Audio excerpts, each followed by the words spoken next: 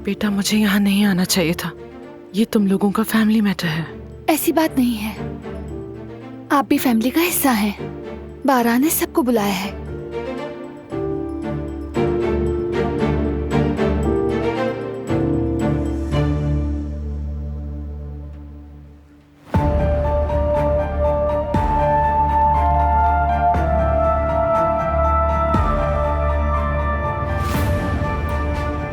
सब लोग मेरी बात गौर से सुने। फरात अब इस घर में कदम नहीं रखेगा।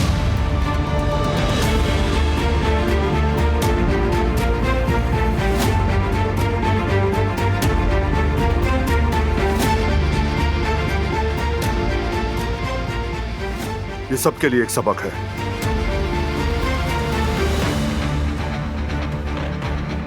काराबे के शायाने चान अमल ना करने वालों की इस घर में कोई जगह नहीं।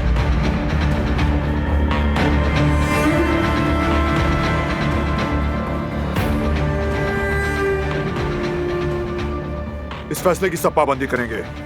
अगर मैं फराद को दोबारा इस घर में देखूं या किसी ने उसकी हिमायत की तो उसका अंजाम फराद जैसा होगा। याद रखना।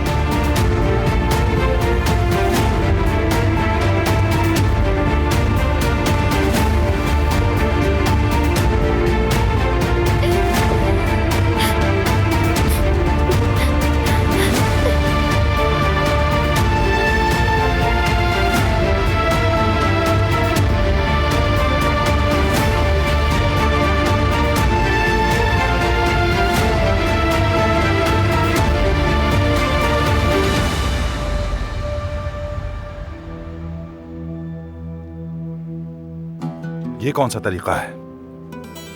क्या घर के सारे फैसले अकेले करेगा वो? मतलब है कि खानदान के बड़ों की कोई वैल्यू नहीं। बारान की इस बात पर कुछ नहीं कहेंगी आप? चुप हो जाओ तुम हसन।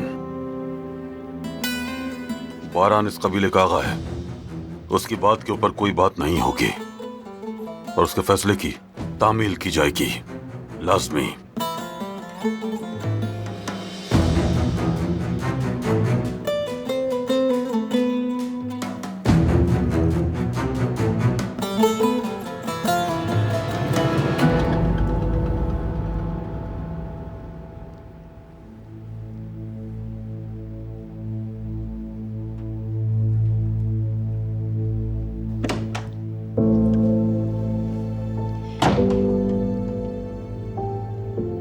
क्या मैं आ सकती हूँ?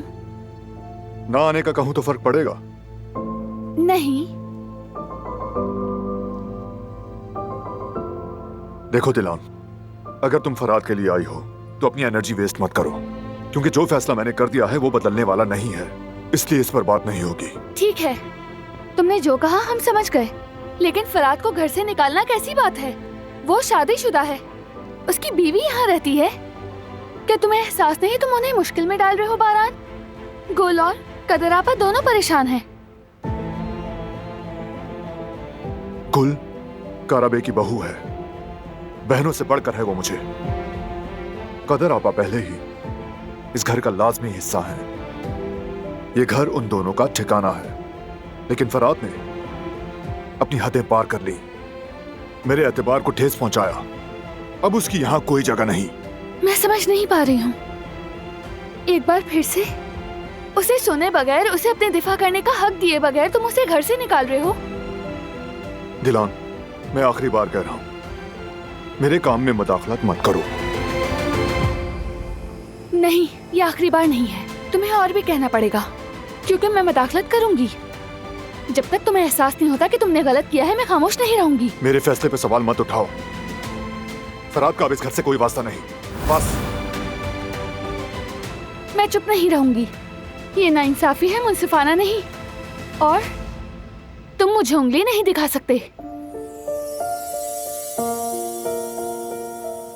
तुम मुझे पागल क्यों कर रही हो?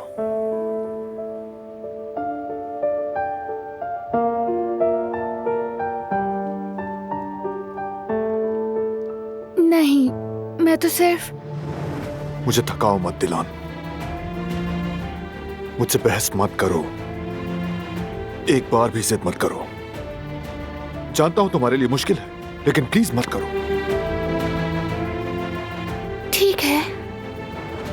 लेकिन कम से कम एक बार फराद से बात तो कर लो तुम।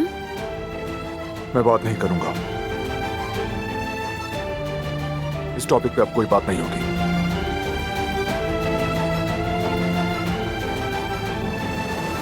काम करना है मुझे। तुम भी जाकर आराम करो। बिला वजह बेबी और खुद को थका रही हो। ये तो मुझे जिद्दी कहता है। तुम खुद जिद्दी हो। सुन लिया है मैंने।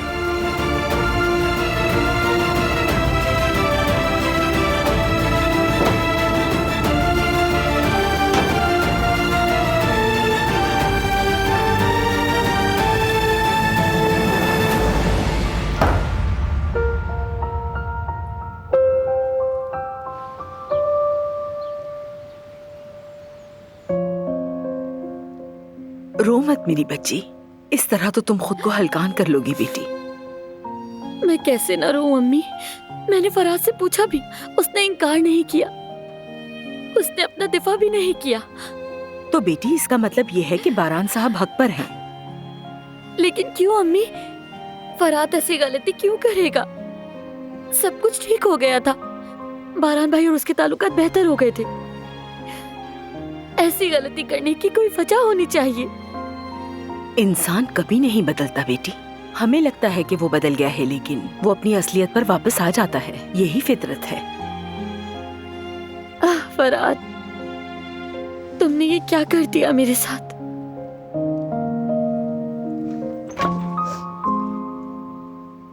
भाभी,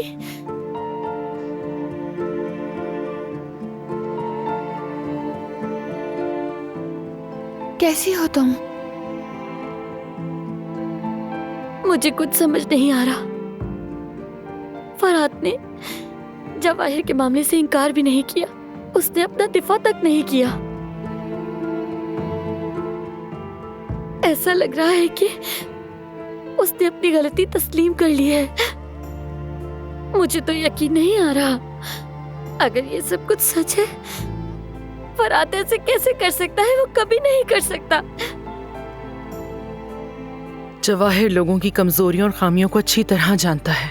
उसने जरूर कोई चाल चली होगी और फराद को भी उसी चाल में फंसाया होगा।